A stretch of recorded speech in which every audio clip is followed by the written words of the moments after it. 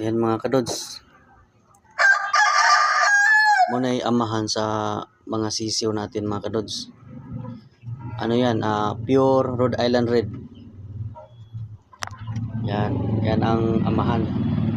Yung ama. Batang bata po yan mga kadods. Wala pa po yung tahid. Sobrang laki na po yan. Oh. Tingnan mo lang ka ano yan. Buyag.